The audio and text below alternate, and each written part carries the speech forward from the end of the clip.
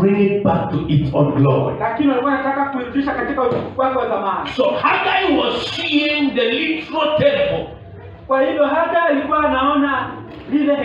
Natural temple. The temple that was there, that was built those days. And that temple was beautiful. That temple was bad. It was good until it was destroyed. And he says, I wish you saw how you are concerned with God and His things. The more you are telling God to be involved in your things. So God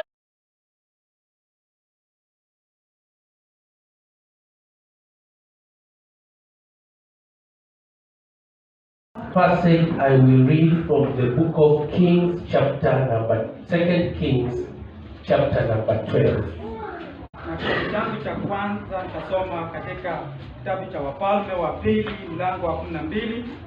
And verse number 4 to verse number 11.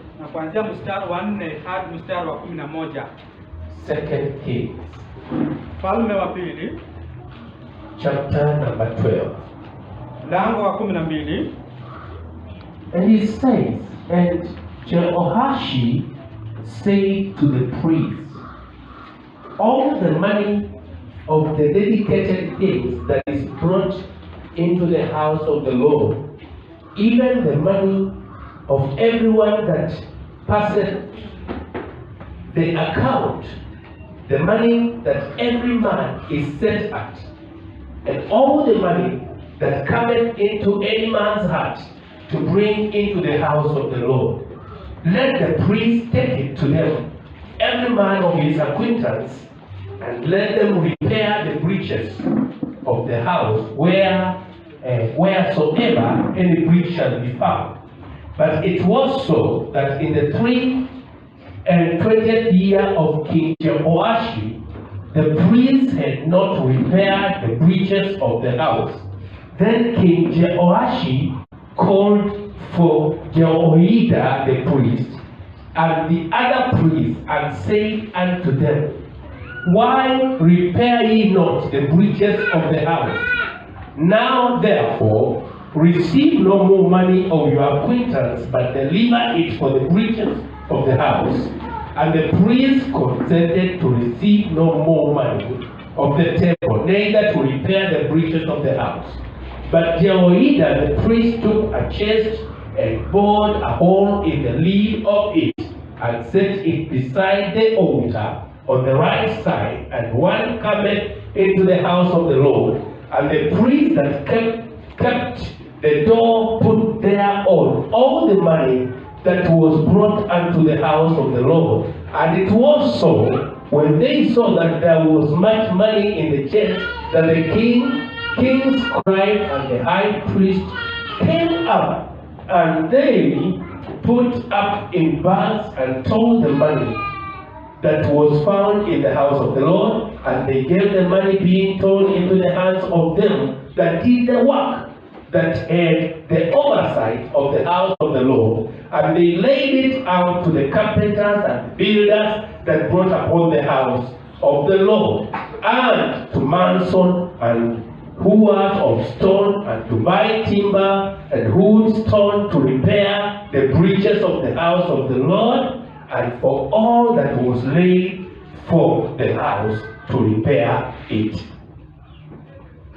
Yoashi akawaambia makuhani, fedha yote ya vitu vitakatifu iliyoletwa nyumbani mwa Bwana, fedha ya matumizi, fedha ya watu tajiri, alivyoandikiwa kila mtu, na fedha yote iliyoletwa kama mtu yeyote aonavyo moyoni mwake, kuileta nyumbani mwa Bwana. Makuhani na waitwaye kila mtu kwa hao awajuao, na watatengeneza palipobomoka nyumbani, kila mahali palipoonekana pamebomoka. Lakini ikawa mwaka wa 23 wa mfalme Yoashi, makuhani walikuwa hawajatengeneza mabomoko ya nyumba. Ndipo mfalme Yoashi akamuita Yehoyada kuhani na makuhani wengine, akawauliza, mbona hamtengenezi mabomoko ya nyumba? Basi sasa msipokee tena fedha kwa hao mwajuao, lakini toeni kwa ajili ya mabomoko ya nyumba. Nao makuhani wakakubali kwamba wasipokee fedha kwa watu, wala wasitengeneze mabomoko ya nyumba. Lakini Yehoyada kuhani akatoa kasha, akatoboa tundu katika kifuniko chake, akaliweka karibu na madhabahu upande wa kuume, mtu aingiapo nyumbani mwa Bwana, na makuhani waliolinda mlangoni wakatia ndani yake fedha yote iliyoletwa nyumbani mwa Bwana. Ikawa walipoona ya kuwa fedha nyingi imo kashani, karani wa mfalme akapanda na kuhani mkuu wakaifunga mifukoni, wakahesabu fedha iliyoonekana nyumbani mwa Bwana na fedha iliyopimwa, wakawapa mikononi wale waliofanya kazi waliosimamia nyumba ya Bwana, na hao wakawatolea maseremala na wajenzi walioifanya kazi katika nyumba ya Bwana. Hallelujah. I also want us to read Haggai chapter number 1. Pia nataka tusome katika kitabu cha Hagai, and I will just pick a few verses. Na nitachukua tu vifungu kadhaa. Let's read from verse 1. Kuanzia mstari wa kwanza. In the second year of Darius the king, in the 6th month, in the first day of the month, came the word of the Lord by Haggai the prophet unto Zerubbabel the son of Shealtiel, governor of Judah, and to Joshua the son of Josedek the high priest, saying, Thus speaketh the Lord of hosts, saying, These people say the time is not come, the time that the Lord's house should be built. Then came the word of the Lord by Haggai the prophet, saying, Is it time for you, O ye, to dwell in your sealed houses, and the house lie with? Now therefore, thus saith the Lord of hosts, Consider your ways. Ye have sown much, and bring in little. Ye eat, but ye have not enough. Ye drink, but ye are not filled with drink. Ye clothe, but there is none warm.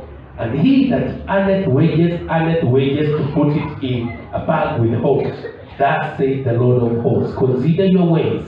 Go up to the mountain and bring wood, and build the house, and I will take pleasure in it, and I will be glorified, saith the Lord. Ye looked for much, and lo, it came to little.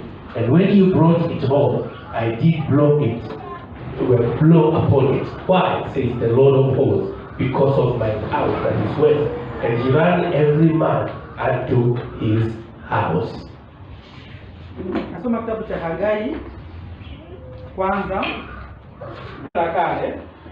God designated specific place where his people would go and worship him. Mungu alikuwa amepanga mahali maalum ambapo watu wake wangeenda na kumwabudu. But as we look at these specific places, lakini tunapoangalia hapa mahali maalum, we are looking at the temple in the Old Testament.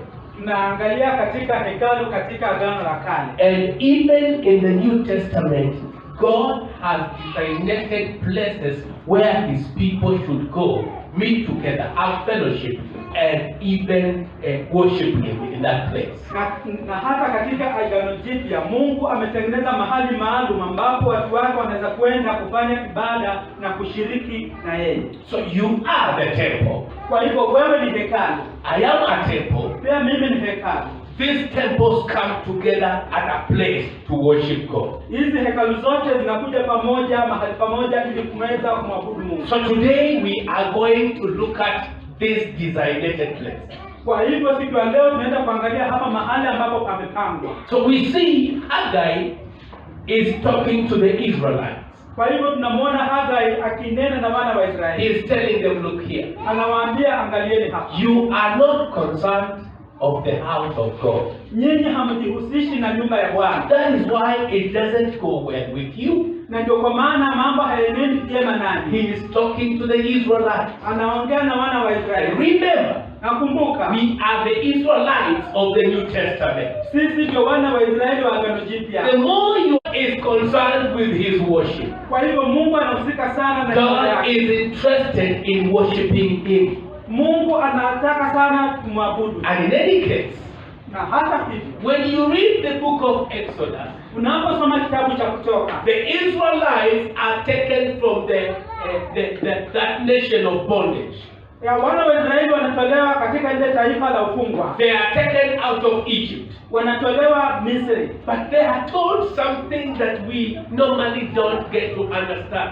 Lakini wanaambiwa kitu ambacho huwa hatuelewi. And that is why if you ask anybody, where were the Israelites going when they got out of Egypt? Na ndio kwa maana ukimuuliza mtu yeyote ni wapi ambapo wana wa Israeli walikuwa naenda walikotoka, they will tell you we are going to Canaan, the promised land. Na watakwambia kwamba tulikuwa tunaenda kule Kanaani, ile which is true, they were going to Canaan, ambayo ilikuwa ni kweli ya kwamba walikuwa naenda. But when you look at Moses speaking to the Israelites, lakini unapomwangalia Musa akiwanena pamoja and speaking to Pharaoh, na pia akiongea na Farao, Moses told Pharaoh, Musa akamwambia Farao, let my people go, wacha watu wangu waende, that they can go and worship me in the wilderness. Ndio waweze kuenda kuniabudu kule jangwani. Let me tell you, church, wacha niwaambie kanisa, Canaan will be so good to you Kanaani itakuwa njema sana kwako when you first of all learn to worship God. Utakapojifunza kwanza kumwabudu Mungu. Canaan will be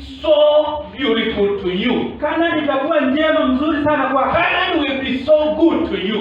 Itakuwa njema sana kwako if you first of all learn to worship God in the wilderness. Ya kama kwanza utajifunza kumwabudu Mungu jangwani. So God is interested in worship. Kwa hivyo Mungu anataka sana kuabudu. He wants his people to learn to worship him. Anataka watu wake kujifunza kumwabudu. He wants his people to be worshipers. Anataka watu wake wapewa. It reminds me of the story of Jesus and the Samaritan woman. Inanikumbusha ile hadithi ya Yesu pamoja na yule mwanamke Msamaria. Jesus comes to the well. Yesu anakuja pale. He gets this lady at the well. Anampata huyu maji penye anatoka. And they start talking. Na wanaanza kuongea. There is a conversation. Kuna maongezi pale. And the lady says, na huko mwanadada anasema, the Jews say they should worship in Jerusalem. Ya kwamba Wayahudi wanasema kwamba we Samaritans we worship in Samaria. Lakini sisi wa Samaria tunaabudu. And Jesus told him, lakini Yesu akamwambia, time is coming wakati unakuja when people will not worship in Samaria or Jerusalem, ambapo watu hawataabudu kule, but they will worship him in truth and in spirit. Lakini watamwabudu kwa ukweli. And God is looking for worshipers. Na Mungu anatafuta watu. God is looking for people who will worship him. Mungu anatafuta watu ambao watamwabudu. They will worship him in every area of their lives. Na watamwabudu kwa kila mahali kwa maisha. That is why even tithing is worship. Na ndio kwa maana hata kutoa fungu la 10, giving and offering is worship. Na pia kutoa sadaka ni kuabudu. One who doesn't know God will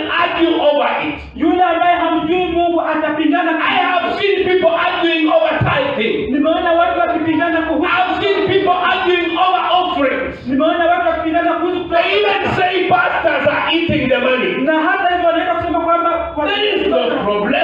Hakuna shida. And I want to let you know. Na nataka mjue hivi. You will not see God coming to eat your money here. Ya hautawaona Mungu akuja kule. It is the pastor who has been allowed to eat it. Ni mchungaji ambaye amekubaliwa kukula hizo. I can't tell you we don't eat. Na siwezi kukuambia kwamba. But I will tell you those who give are worshipers. Lakini nitakwambia kwamba wale ambao wanapeana ni because it's part of worship. Kwa sababu ni sema. When you speak of Jesus everywhere, unapoongea kuhusu Yesu kila you are worshiping him. Unamwabudu. So people are waiting to kneel down to think they are worshiping. Ya kwa hivyo watu wanangojea kupiga magoti kusikia kwamba unaabudu. Worship is very wide. Ya sikiza kanisa, kuabudu ni worship is very wide. Ya kuabudu ni kupaa. And Jesus is looking for worshipers. Na Yesu anatafuta waabudu. That is why he is concerned. Na ndio kwa maana anahusika sana. He is concerned of where worshipers meet to worship him. Na ndio kwa maana anajaliwa sana na pale ambapo so in the Old Testament they were looking at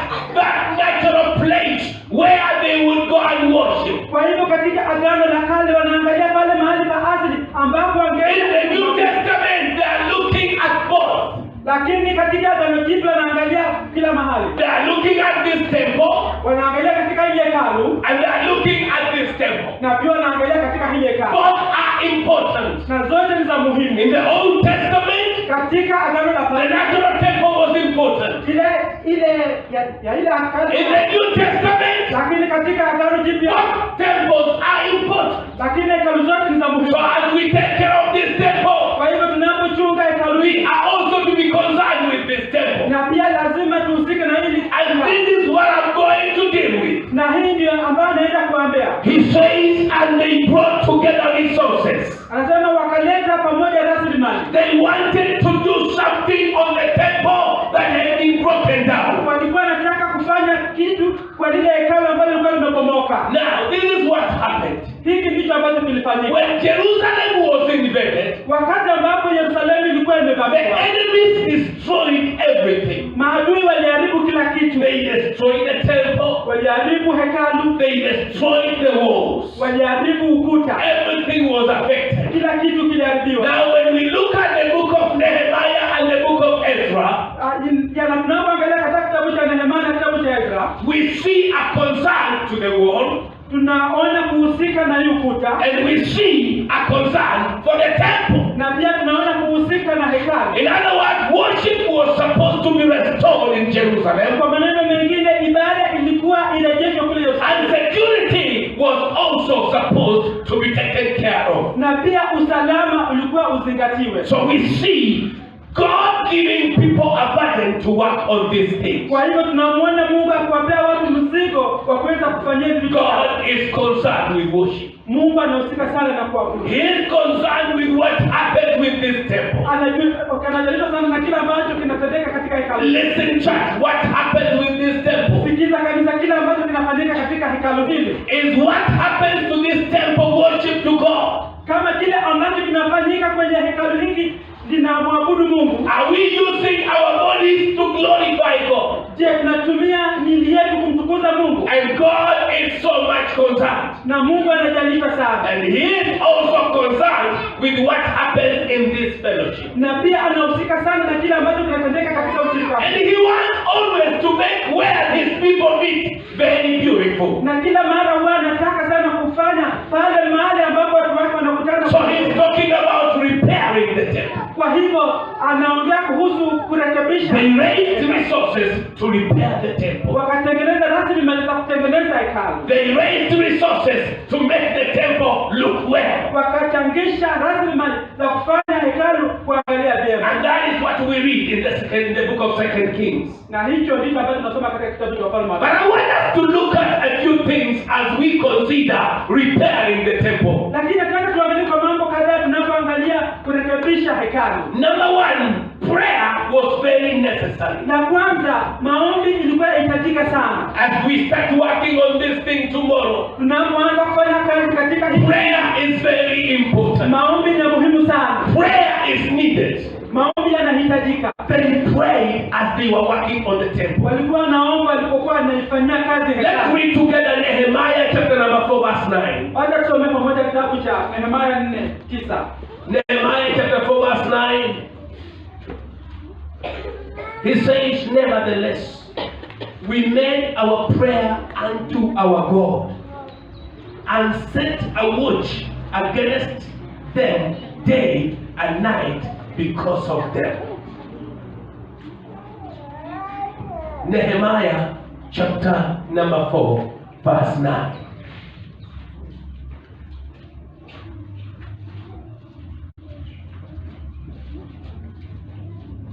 They made prayer unto God. Wakatengeneza ombi kwake Mungu. They set times. Wakapanga nyakati. They agreed that this group will pray from this time to this time. Wakakubaliana kwamba hiki kikundi kitaomba kuanzia hapa mpaka hapa. That is what he calls watches. Hii ndiyo ambayo inaitwa kesha. By the way, in a day we have 4 watches. Na hata hivyo kwa kila siku kuna kuomba mara 4. Let's say from 6 to 10 kuanzia saa 12 mpaka saa 4 is the first watch, or from 6 to 9 is the first watch. Ama kuanzia saa 12 mpaka saa 9 ndio kipindi cha kwanza cha maombi. From 9 to midday is the second watch. Na kuanzia saa 3 mpaka saa 6 mchana ndio ya pili. And from midday to 3 is the third watch. Na kuanzia saa 6 mpaka saa 9 mchana ndio ya tatu. And from 3 to 6 in the evening is the fourth watch. Na kuanzia saa 9 mpaka saa 12 za jioni ndio ya 4. So we have the 4 watches of the day and we have the 4 watches of the night. Kwa hivyo kuko na vipindi vinne vya maombi mchana na pia vipindi vinne vya maombi usiku. So they set themselves to pray. Kwa hivyo wakajipanga wenyewe kwa kuomba. They knew it is not easy when you embark to do anything for God. Na walijua kwamba sio rahisi unapojipanga kufanyia Mungu kitu. So they purposed to pray. Kwa hivyo wakakusudia kuomba. You want to be successful in anything you are doing for God, learn to pray. Kwa hivyo kama unataka kupata ufanisi wote kwa kitu chochote ambacho unataka kumfanyia Mungu, learn to pray. Jifunze kuomba. That thing will be successful. Na hiyo kitu kitakuwa cha kufaulu. When we join together to pray. Tunapoungana pamoja kuomba. The 4 watches of the day. Hizi vipindi 4 za mchana. Peter and John went to the church. Petero na Yohana wakaenda kanisani. The third watch of the day. Katika kipindi cha 3 cha siku. And the Bible says when they were going into the temple. Na Biblia inasema kwamba walipokuwa naenda kwenye hekalu to pray, kuomba, there was somebody at the gate of the temple. Kulikuwa na mtu ambaye alikuwa amekaa katika lango He was asking to be helped. Na alikuwa akiulizia kusaidiwa. Peter and John said, na Peter na Yohana wakasema, silver and gold we don't have. Fedha na dhahabu hatuna. But what we have we will give you. Lakini kile ambacho tuko nacho tutawapea. In the name of Jesus of Nazareth, rise up and go. Katika jina la Yesu wa Nazareti, they were going to pray. Walikuwa wanaenda kuomba. Prayer makes a difference. Maombi yanaleta utofauti. Prayer changes things. Maombi yanabadilisha. Prayer is powerful. Maombi ni nguvu. The good you need in life will be attracted by prayer. Kile kitu chema ambacho unataka katika maisha itavutwa na maombi. God is waiting for people to present their requests unto him. Mungu anangojea watu waweze kupeleka mambo yake kwake. So the church in the Old Testament prayed. Kwa hivyo kanisa katika Agano la Kale liliomba. Because they wanted to see something happen in the temple. Kwa sababu walikuwa wanataka kuona kitu kikitendeka kwenye hekalu. I want to encourage ourselves to pray. Nataka tujihimize kwamba tuombe. I want us to read Nehemiah chapter number 1 verse 4 to 11. Nataka kusoma kitabu cha Nehemiah 1. And it came to pass when I heard these words that I sat down and wept and mourned certain days and fasted and prayed before the God of heaven and said, I beseech you, O Lord, God of heaven, the great and terrible God, that keepeth covenant and mercy for them that love him and observe his commandments. Let thine ear now be attentive and thy eyes open, that thou may hear the prayer of thy servant, which I pray before you day and night, for the children of Israel thy servants, and confess the sins of the children of Israel, which we have sinned against you. Both I and my father's house have sinned. We have dealt very corruptly in you, with you, and have not kept the commandments, nor statutes, nor judgments, which thou commanded thy servant Moses. Remember, I beseech you. Remember, I beseech you. The word thou commanded thy servant Moses, saying, if ye transgress, I will scatter you. But if ye turn unto me, and keep my commandments, and do them, though there were of you cast out unto the uttermost part of the heaven, yet will I gather them from there, and will bring you unto the place that I have chosen to set my name there. Now, these are thy servants and thy people, whom thou hast redeemed by thy great power and thy strong hand. O Lord, I beseech you, lend now thine ear be attentive to the prayer of thy servant, and to the prayer of thy servants, who desire to fear your name and prosper. I pray you, thy servant this day, and grant him mercy in the sight of this man, for I was the king's cupbearer. He's praying to God. Huyu mtu anamuomba Mungu. He values prayer. Anadhamini sana maombi. And he acknowledges the place of prayer in his project. Na anatambua mahali pa maombi katika mradi wake. Remember, we are talking about the temple. Kumbuka tunaongea kuhusu hekalu that had been destroyed. ile ambayo ilikuwa imebomolewa. It needed repair. Ilikuwa inataka kurekebishwa. Something was to happen on that temple. Na ilikuwa ni kitu kitendeke katika hekalu lile. And it could not work until somebody recognized God in that project. Na haingefanya kazi mpaka mtu amtambue Mungu kwenye kazi. And I see him recognizing where they have failed. Namuona akitambua mahali ambapo alikuwa ameangukia. I see him recognizing the power of God. Namuona akitambua nguvu za Mungu. And I see him recognizing God's mercy on them.